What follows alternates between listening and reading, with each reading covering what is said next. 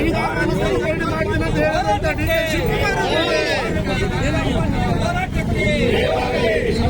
ವಿರೋಧಿ ಕಾಂಗ್ರೆಸ್ ಸರ್ಕಾರಕ್ಕೆ ಸಂವಿಧಾನ ಬಾಹಿರ ಕೆಲಸ ಮಾಡುವ ಕಾಂಗ್ರೆಸ್ ಸರ್ಕಾರ. ಸಂವಿಧಾನ ಬದಲಾವಣೆ ಡಿಕೆಶಿ ಹೇಳಿಕೆ ಖಂಡಿಸಿ ಬಿಜೆಪಿ ಬೃಹತ್ ಪ್ರತಿಭಟನೆ.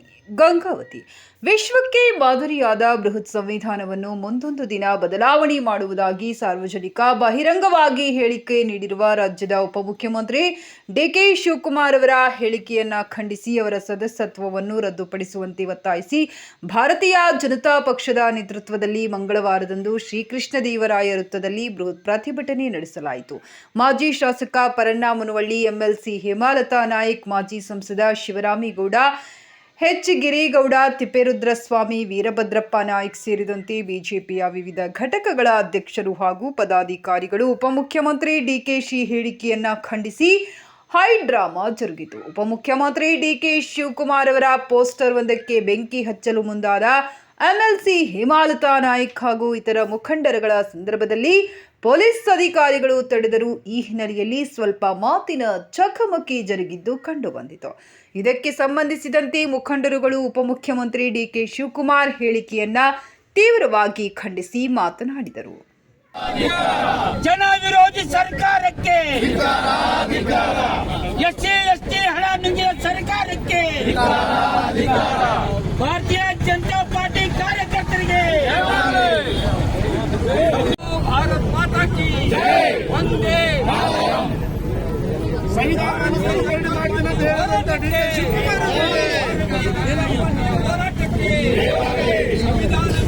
ಕಾಂಗ್ರೆಸ್ ಸರ್ಕಾರಕ್ಕೆ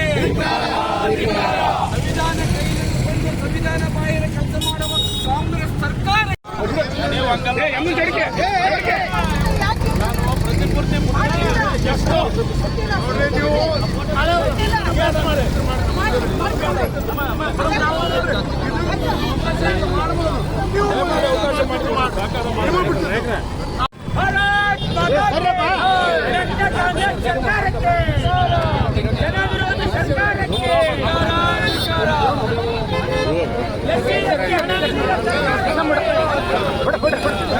ಸಾವಿರ ಕೋಟಿ ರೂಪಾಯಿಗಳನ್ನ ಗ್ಯಾರಂಟಿ ಯೋಜನೆಗಳಿಗೆ ಏನು ದುರುಪಯೋಗ ಮಾಡಿಕೊಂಡಿದ್ದೀರಿ ಅದನ್ನು ನಿಲ್ಲಿಸಬೇಕು. ಮತ್ತು ಗ್ಯಾರಂಟಿ ಹೆಸರಿನಲ್ಲಿ ಏನು ಪೆನ್ಡ್ರೈವ್ ಗ್ಯಾರಂಟಿಗಳನ್ನು ಕೊಡ್ತಾ ಇದ್ದೀರಿ, ಭಯಾನಕವಾದಂಥ, ಅಶ್ಲೀಲವಾದಂಥ, ಆರೋಗ್ಯಕರವಲ್ಲ ಆದಂಥ ಒಂದು ಸರ್ಕಾರ ಇವತ್ತೇನು ನಡೀತಾ ಇದೆ. ಈ ಸರ್ಕಾರ ಇದೇ ರೀತಿ ಮುಂದುವರೆದರೆ ಅವರ ಧರಣಿಯನ್ನು ಪ್ರಾರಂಭ ಮಾಡ್ತಾ ಇದ್ದೇವೆ. ಆ ಕಾರಣ 1ನೇ ತಾರೀಕಿನೊಳಗಾಗಿ ಸರ್ಕಾರ ಏನು 18 ಮಂದಿ ಶಾಸಕರನ್ನು ಅಮಾನತುಗೊಳಿಸಿದ್ದನ್ನ ಇದರೊಳಗಾಗಿ ನಾವು ತೆಗೆದುಕೊಂಡಿರ್ತಕ್ಕಂಥ ನಿರ್ಣಯಗಳನ್ನು ವಾಪಸ್ ಪಡೆಯದಿದ್ರೆ ಅಹೋರಾತ್ರಿ ಧರಣಿಯನ್ನ ಪ್ರಾರಂಭ ಮಾಡ್ತೇವೆ. ಗುಲ್ಬರ್ಗ ವಿಭಾಗದಿಂದ ಮಾನ್ಯ ಯಡಿಯೂರಪ್ಪನವರು, ಮಾನ್ಯ ರಾಜ್ಯಾಧ್ಯಕ್ಷರು, ಮಾನ್ಯ ನಮ್ಮ ರಾಜ್ಯದ ಎಲ್ಲಾ ಮುಖಂಡರು ಕೂಡ 1ನೇ ತಾರೀಕು ಕೊಪ್ಪಳಕ್ಕೆ ಬರ್ತಾ ಇದ್ದಾರೆ. ಆ ಕೊಪ್ಪಳದಲ್ಲಿ ಧರಣಿ ಮಾಡ್ತಾ ಇದ್ದೇವೆ ಎಚ್ಚರಿಕೆ ಮೂಲಕ ಒಂದು ಜನ ವಿರೋಧಿ ಸರ್ಕಾರವನ್ನು ಕಿತ್ತೋರ ಜೊತೆ ನಾವು ಇಡೀ ಅಖಂಡ ಕರ್ನಾಟಕದ 29,742 ಹಳ್ಳಿಗಳಲ್ಲಿ ರಾಜಕಾರಣಾಧ್ಯಕ್ಷರು, ಎಲ್ಲರೂ ಪಕ್ಷದ ಮಂಡಲಾಧ್ಯಕ್ಷರು, ಏನು ವಿಶೇಷವಾಗಿ ಖಂಡನೆ ಮಾಡ್ತಾ ಇದ್ದೇವೆ. ಆದ ಕಾರಣ ಇವತ್ತು ಕಾಂಗ್ರೆಸ್ ಸರ್ಕಾರದ ವಿರುದ್ಧ ಸಂವಿಧಾನ ವಿರೋಧಿ ಕಾಂಗ್ರೆಸ್ ಸರ್ಕಾರ, ಅದರಲ್ಲಿಯೂ ಮುಖ್ಯವಾಗಿ ಅಂದರೆ ಮಾನ್ಯ ಡಿಕೆ ಶಿವಕುಮಾರ್ ಅವರು ಇವತ್ತು ಸಂವಿಧಾನವನ್ನು ವಿರೋಧ ಮಾಡೋದ್ರ ಜೊತೆಗೆ ಸಂವಿಧಾನ ಶಿಲ್ಪಿ ಡಾಕ್ಟರ್ ಬಾಬಾ ಸಾಹೇಬ್ ಅಂಬೇಡ್ಕರ್ ಬರೆದಂಥ ಸಂವಿಧಾನಕ್ಕೆ ಅಪಚಾರ ಮಾಡುವಂಥ ಕೆಲಸವನ್ನು ಮಾನ್ಯ ಡಿಕೆ ಶಿವಕುಮಾರ್ ಮಾಡ್ತಾ ಇದ್ದಾರೆ. ಅದರ ಪ್ರತಿಭಟನಾತ್ಮಕವಾಗಿ ಅದನ್ನು ಖಂಡಿಸಿ ಇಡೀ ರಾಜ್ಯ ತುಂಬ ಇವತ್ತು ನಮ್ಮೆಲ್ಲ ಕಾರ್ಯಕರ್ತರು, ಪಕ್ಷದ ಮುಖಂಡರು ಸಹಿತ ಹೋರಾಟ ಮಾಡೋದ್ರ ಮುಖಾಂತರ ಈ ಭ್ರಷ್ಟ ಕಾಂಗ್ರೆಸ್ ಸರ್ಕಾರಕ್ಕೆ ಧಿಕ್ಕಾರ, ಜೊತೆಗೆ ಸಂವಿಧಾನ ವಿರೋಧಿ ಏನು ಕಾಂಗ್ರೆಸ್ ಸರ್ಕಾರಕ್ಕೆ ಧಿಕ್ಕಾರ ಅನ್ನುವಂಥ ಮಾತನ್ನು ಈ ಸಂದರ್ಭದಲ್ಲಿ ಹೇಳಬೇಕಾಗ್ತದೆ. ವಿಶೇಷವಾಗಿ ಇವತ್ತು ನಮ್ಮೆಲ್ಲ ಕಾರ್ಯಕರ್ತರು ಕೂಡಿಕೊಂಡು ಇವತ್ತು ಇಡೀ ನಮ್ಮ ಪ್ರತಿಯೊಂದು ಕ್ಷೇತ್ರದಲ್ಲಿ ಕಾಂಗ್ರೆಸ್ ಒಂದು ಕಾರ್ಯವನ್ನು ಖಂಡಿಸಿ ಪ್ರತಿಭಟನೆ ಮಾಡ್ತಾ ಇದ್ದೀವಿ.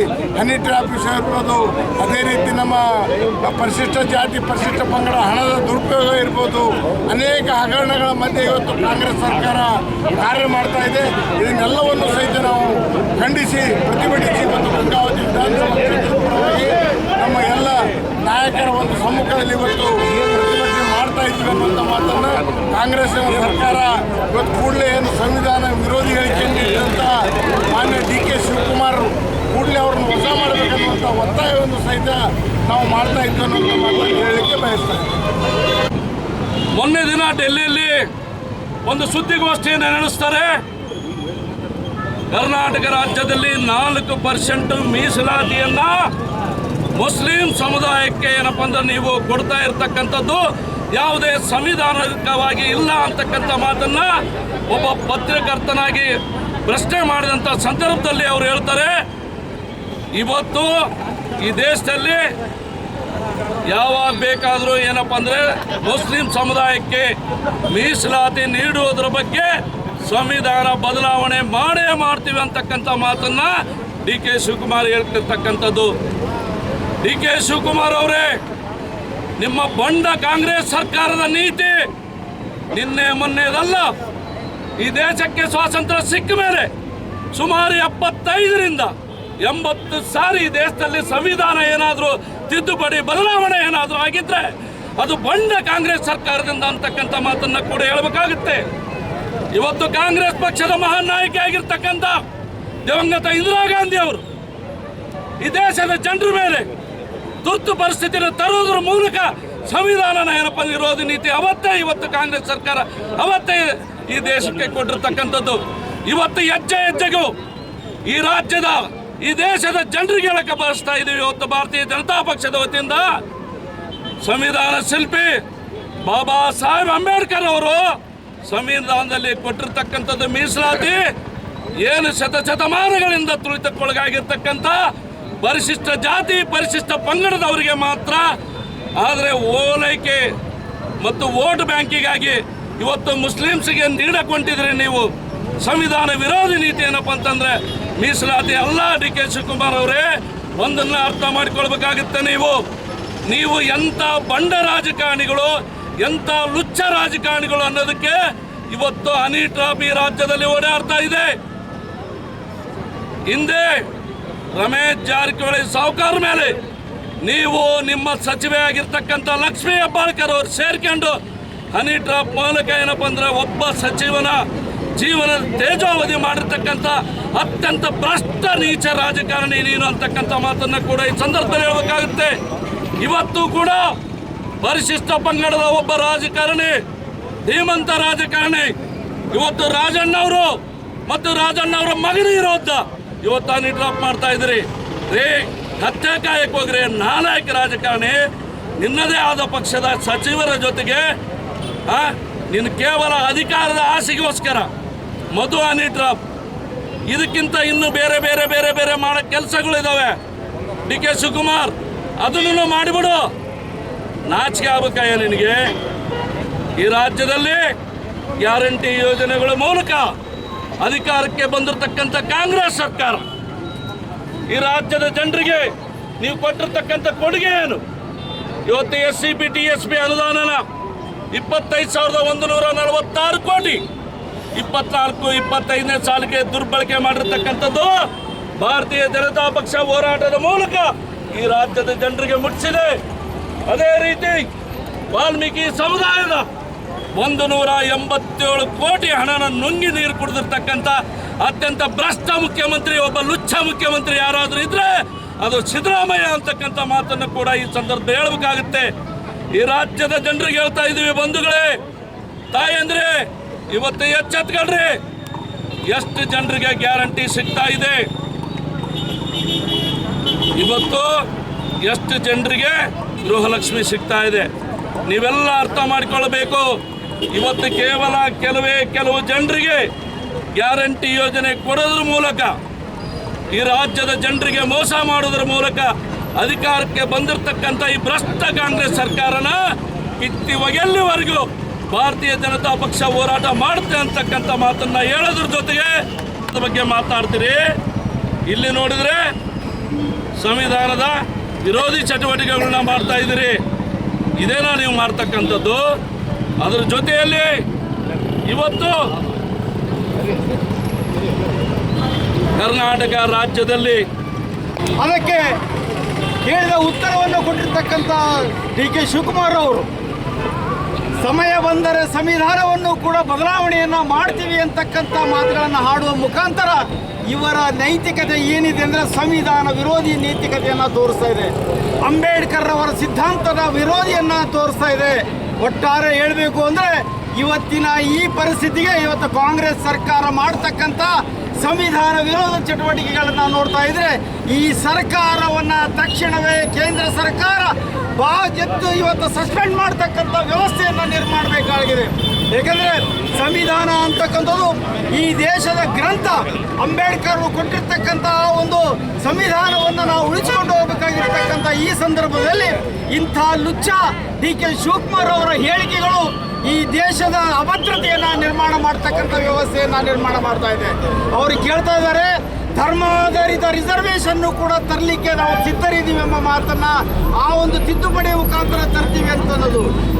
ಒಟ್ಟಾರೆ ಸಂವಿಧಾನವನ್ನು ತಮಗೆ ಬೇಕಾದ ರೀತಿಯಲ್ಲಿ ತಿದ್ದುಪಡಿ ಮಾಡಿಕೊಳ್ತಕ್ಕಂಥ ವಿಚಾರವನ್ನು ವ್ಯಕ್ತಪಡಿಸಿರ್ತಕ್ಕಂಥದ್ದು ಇವತ್ತು ಭಾರತೀಯ ಜನತಾ ಪಕ್ಷ ಈಗಾಗಲೇ ದೇಶಾದ್ಯಂತ ಇದು ಬೆಂಕಿ ಹತ್ತಿ ಉರಿತಕ್ಕಂಥ ವ್ಯವಸ್ಥೆಯನ್ನು ನಿರ್ಮಾಣ ಮಾಡಿದೆ. ಅದೇ ರೀತಿ ಇವತ್ತು ರಾಜ್ಯದಲ್ಲಿ ಕೂಡ ಇವೆಲ್ಲ ಕೇಂದ್ರಗಳಲ್ಲಿ ಕೂಡ ಇವತ್ತು ಈ ಒಂದು ವಿರೋಧಿಯನ್ನು ಮಾಡ್ತಕ್ಕಂಥ ಕೆಲಸವನ್ನು ಇವತ್ತು ಭಾರತೀಯ ಜನತಾ ಪಕ್ಷ ಮಾಡ್ತಾ ಇದೆ.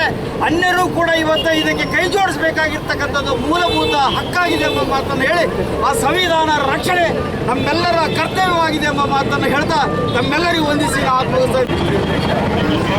ಸಂವಿಧಾನ ಬದಲಾಯಿಸ್ತೀವಿ ಅಂತ ಹೇಳ್ತಕ್ಕಂಥ ಹೇಳಿಕೆ ಆ ವ್ಯಕ್ತಿ ಬಾಯಿಂದ ಬರ್ತದಂತ ಹೇಳಿದ್ರೆ ಎಲ್ಲ ರಾಜ್ಯದಲ್ಲಿ ಗೊಂದಲಕ್ಕೀಡಾದಂಥ ಸಮಯದಲ್ಲಿ ಈಗ BJಪಿಯವರು ಹೇಳಿಕೆಯನ್ನು ತಿರುಗಿಸುತ್ತಿದ್ದಾರೆ ಅಂತ ಹೇಳ್ತಾ ಇದ್ದಾರೆ. ತಾವು ಮಾತನಾಡಿದಂಥ ಮಾಧ್ಯಮದ ಮೂಲಕ ಜಗಜ್ಜಾಹೀರಾದರೂ ಈ ಹೇಳಿಕೆ ಕೊಡ್ತಿರ್ತಕ್ಕಂಥದ್ದು. ಸ್ವಾಮಿ, ಬದಲಾವಣೆ ಅಂತಕ್ಕಂಥದ್ದು ಮನುಷ್ಯನಲ್ಲಿ ಬರಬೇಕು. ಸ್ವತಃ ಅಂಬೇಡ್ಕರ್ ಅವರೇ ಸಂವಿಧಾನ ರಚನೆ ಮಾಡಿದಂಥವ್ರು ಅವರಿಗೆ ಬದಲಾಯಿಸತಕ್ಕಂಥ ಹಕ್ಕಿಲ್ಲ. ಅಂಥದ್ದಲ್ಲಿ ಒಂದು ಜಾತಿಯ ಒಂದು ಓಲೈಕೆಗೋಸ್ಕರ ಇಡೀ ರಾಜ್ಯದಲ್ಲಿ ಈ ರೀತಿ ಮಾತನಾಡಿ ಸಂವಿಧಾನ ರಚಿತವಾದಂಥ ವರ್ಗದ ಜನರಿಗೆ ನೀವು ಹೇಳಿಕೆಯನ್ನು ಕೊಡ್ತೀರಂತಂದರೆ ನಿಮ್ಮಂಥ ಲಜ್ಜೆಗೆಟ್ಟವ್ರು ಯಾರಿಲ್ಲ ಅಂತ ಹೇಳಬೇಕು. ಕಳೆದ ನಿಮ್ಮ ಸರ್ಕಾರ ಬಂದಾಗಿಂದ ಹಿಡಿದು ಇಲ್ಲಿವರೆಗೆ ದಲಿತರಿಗೆ ಮಾಡಿರ್ತಂಥ ಅನ್ಯಾಯ ಅಷ್ಟಿಷ್ಟಲ್ಲ. 2023ರಿಂದ ಇಳ್ಕೊಂಡು 25-26 ಸಾಲಿನವರೆಗೂ ಬಂದರು. ST ಹಣನ ನುಂಗಿದಂಥ ಭೂಪರು ನೀವು. ಮತ್ತು ಮೇಲೆ ನೋಡಿದ್ರೆ 52,000 ಕೋಟಿ ಕೊಟ್ಟಿದ್ದೀವಿ ನಾವು ಅಂತ ಹೇಳ್ತಾರೆ. ನಮ್ಮ ಜನಾಂಗಕ್ಕೆ ಕೊಟ್ಟಿದ್ದು ಎಷ್ಟು ಅಂತ ಕೇಳಿದಾಗ ಶೂನ್ಯ. ಅದನ್ನು ಕೊಟ್ಟಿದ್ದಂತ ಹೇಳ್ತಾರೆ ಹೇಳಿಕೆಯಲ್ಲಿ. ಆದರೆ ಒಳಗೆ ನಾವು ನೋಡಿದಾಗ ಗೊತ್ತಾಗ್ತದೆ ಸಮೀಕ್ಷೆಗಳು ಬರೀ ಹೇಳಿಕೆ ಮಾತುಗಳು. ನೀವು ಬಂದ ಮೇಲೆ ಹಿಂದುಳಿದ ವರ್ಗದವರು ನಿಜವಾಗ್ಲೂ ಮೂಲೆ ಗುಂಪು ಮಾಡಿದ್ದೀರಿ. ಮತ್ತು ಎಲ್ಲರಿಗೆ ಹೇಳ್ತಾರೆ ಎಲ್ಲರಿಗೆ ಸಮಪಾಲು ಮಾಡ್ತೀವಿ ನಾವು ಅಂತ ಹೇಳ್ತಾರೆ. ಇವತ್ತು ಸಮಪಾಲು ಕೊಡೋ ಹಾಗಿದ್ರೆ ಇವತ್ತು ದಲಿತ ಜನಾಂಗ ಯಾಕೆ ಇವತ್ತು ಉದ್ಧಾರ ಆಗಿಲ್ಲ? ದಲಿತರಿಗೆ ಯಾಕೆ ನೀವು ಒಂದು ಮನೆ ಕೊಟ್ಟಿಲ್ಲ? ಭೂ ಒಡೆತನ ಯೋಜನೆ ಕೊಟ್ಟಿಲ್ಲ, ಸಮೃದ್ಧಿ ಯೋಜನೆ ಕೊಟ್ಟಿಲ್ಲ, ಐರಾವತಿ ಯೋಜನೆ ಕೊಟ್ಟಿಲ್ಲ. ಇವೆಲ್ಲ ಅವ್ರಿಗೆ ಬೆಳಕಾಗಿರ್ತಕ್ಕಂಥ ಯೋಜನೆಗಳು ಎಲ್ಲಿ ಕೊಟ್ಟಿದ್ದೀರಿ? ಗಂಗಾ ಕಲ್ಯಾಣ ಯೋಜನೆ ಅಂತಕ್ಕಂಥದ್ದು ಕನಸಿನ ಮಾತು. ನೀವು ಮತ್ತೆ ಹೇಳ್ತೀರಿ ನಾವು ಅಷ್ಟು ಯೋಜನೆ ಕೊಟ್ಟಿರ್ತೀವಿ. ಸಚಿವ ಮಾದೇವಪ್ಪರೇ ನಿಮ್ಮ ಹತ್ರ ನಾನು ಕೇಳ್ತೀನಿ, ಇಂಥ ಹೇಳಿಕೆಯನ್ನು ಕೊಡ್ತಿದ್ದಾರಲ್ಲ, ನಿಮಗೆ ಮನಸ್ಸಿಗೆ ನೋವಾಗೋದಿಲ್ವಾ? ನಿಮ್ಮ ಮೈಯಲ್ಲಿ ಅರಿತಿರ್ತಕ್ಕಂಥದ್ದು ದಲಿತ ರಕ್ತ ಹೌದಲ್ವೋ ನಾ ಕೇಳ್ತೀನಿ. ನಿಮ್ಮ ಒಬ್ಬ ಉಪಮುಖ್ಯಮಂತ್ರಿ ಈ ರೀತಿ ಮಾತನಾಡಬೇಕಾದಾಗ ನಮಗೆ ಗಮನಕ್ಕಿಲ್ಲ, ಗೊತ್ತಿಲ್ಲ ಅಂತ ಹೇಳ್ತಕ್ಕಂಥ ವಿಷಾದ ವ್ಯಕ್ತಪಡಿಸ್ತೀನಿ ನಾನು ನಿಮಗೆ. ಯಾಕಂತಂದರೆ ಇವತ್ತಿನ ದಿನ ಬಾಯಿ ಮಾತಿಂದ ಏನು ಬರ್ತದೆ ಅಂತಕ್ಕಂಥದ್ದನ್ನು ಒಬ್ಬ ಮನುಷ್ಯ ಇನ್ನೊಬ್ಬರಿಗೆ ಗೊತ್ತಾಗ್ತದೆ. ಇವರ ಯೋಗ್ಯತೆ ಮನಸ್ಸಿನಲ್ಲಿದ್ದ ಮಾತು ಬಾಯಿ ಮೂಲಕ ಹೊರ ಬಂದಿದೆ. ನಿಜವಾಗ್ಲೂ ನೀವು ಏನು ಹುನ್ನಾರ ಮಾಡ್ತಿದ್ರಿ, ಬದಲಾವಣೆ ಮಾಡ್ತಿದ್ರಿ. ಇವತ್ತು ನಿಮ್ಮ ಸರ್ಕಾರದಲ್ಲಿ ಒಬ್ಬ ಸಚಿವನಿಗೆ, ದಲಿತ ಸಚಿವನಿಗೆ ಇವತ್ತು ನೀವು ಹನಿ ಟ್ರ್ಯಾಪ್ ಮಾಡ್ತಕ್ಕಂಥ ಕೆಲಸ ಆಗಿದೆ. ಅದ್ರ ಬಗ್ಗೆ ಮಾತಾಡ್ತಿಲ್ಲ. ಆದರೆ ವಿರೋಧ ಪಕ್ಷದ ಸ್ಥಾನದಲ್ಲಿ ಕೂತಿರ್ತಕ್ಕಂಥ ನಾವು ಅದನ್ನು ಎತ್ತಿ ತೋರಿಸಿದ್ವಿ. ಒಬ್ಬ ಶಾಸಕನಿಗೆ, ಸಚಿವರಿಗೆ ಅವರಿಗೆ ಒಂದು ಕುಟುಂಬ ಇದೆ, ಅವರಿಗೆ ಒಂದಿಷ್ಟು ಮಾನವನಿದಿರ್ತದೆ. ಅದನ್ನು ಕೂಡ ಹಾದಿ ಬೀದಿಯಲ್ಲಿ ನೀವು ಮಾನ ಹರಾಜು ಹಾಕಿದ್ರಿ. ಆ ವ್ಯಕ್ತಿಯನ್ನು ಕೂತ್ಕೊಂಡು ನಾವು ಇವತ್ತು ಕೇಳಿದ್ದೀವಿ, ಅವ್ರಿಗೆ ಅನ್ಯಾಯ ಆಗಿದೆ ಅಂತ ಕೇಳಿದ್ದೀವಿ. ಅದಕ್ಕೋಸ್ಕರ 18 ಜನ ಶಾಸಕರನ್ನೇ ನೀವು ಅನರ್ಹಗೊಳಿಸಿಬಿಟ್ಟು 6 ತಿಂಗಳ ತನಕ ಅವರಿಗೆ ನೀವು ಸಸ್ಪೆಂಡ್ ಮಾಡಿದ್ದೀರಿ. ಇದು ನ್ಯಾಯವ? ಹಿಂದೆ ನಿಮ್ಮ ಸರ್ಕಾರ ಇದ್ದಾಗ ಒಬ್ಬ ಸಭಾಪತಿಯನ್ನು ಎಳೆದು ಹೊರಗೆ ತಂದಾಗ ಮನಸ್ಸಿಗೆ ನೋವು ಮಾಡ್ಕೊಂಡವರು ಕಡೆಗೆ ಆತ್ಮಹತ್ಯೆನೇ ಮಾಡ್ಕೋಬೇಕಾಯಿತು. ನಿಮ್ಮ ಸರ್ಕಾರದಲ್ಲಿ ಮೊದಲು ಕತ್ತೆ ಬಿದ್ದಿದೆ, ಅದನ್ನು ನೋಡ್ಕೊಳ್ರಿ. ಈಗಿರ್ತಕ್ಕಂಥದ್ದು ಓಲೈಕೆ ರಾಜಕಾರಣ ಬಿಟ್ಬಿಡಿ. ಇವತ್ತು ನೀವೇನು ಸಂವಿಧಾನ ಬದಲಾವಣೆ ಮಾಡ್ತೀವಂತ ಹೇಳ್ತಿದ್ರಲ್ಲ, ಇದೇ ಸಿದ್ದರಾಮಯ್ಯರು ಯಾಕೆ ಒಂದು ಮಾತಾಡ್ತಿಲ್ಲ? ನಿಮ್ಮದು ಉಪಮುಖ್ಯಮಂತ್ರಿ ಮಾತಾಡ್ತಾ ಇದ್ದಾರಲ್ಲ, ಯಾಕೆ ಸುಮ್ಮನೆ ಕುಂತಿದ್ರಿ? ನಾವು ಮಾತನಾಡಿದಂಥ ವ್ಯಕ್ತಿಗೆ ನಾವು ಕಡೆಗೆ ಟಿಕೆಟ್ ಕೂಡ ಕೊಡಲಿಲ್ಲ, ಅವರನ್ನು ದೂರ ಇಡ್ತಕ್ಕಂಥ ಕೆಲಸ ಮಾಡಿದ್ವಿ. ಏನು ಶಿಕ್ಷೆ ಕೊಟ್ಟಿದೆ ಅಂತ ಕೇಳಿದ್ರಲ್ಲ, ಅವರನ್ನು ನಾವು ಟಿಕೆಟ್ ಕೊಡದರೆ ದೂರ ಇಟ್ಟಿರ್ತಕ್ಕಂಥ ಕೆಲಸ ಮಾಡಿವಿ. ಆದರೆ ನೀವೇನು ಮಾಡ್ತೀವಿ? ಈಗ ಮಾತನಾಡಿದಾರಲ್ಲ, ರಾಜೀನಾಮೆ ಕೊಡಂತ ಹೇಳಿ ಅವರನ್ನು ಮುಖ್ಯಮಂತ್ರಿ ಸ್ಥಾನದಿಂದ ಇಳಿಸಿ ಆ ಕೆಲಸ ಮಾಡಿ. ನಿಮ್ಮಲ್ಲಿ ತಾಕತ್ತಿದೆಯಾ ನೀವು?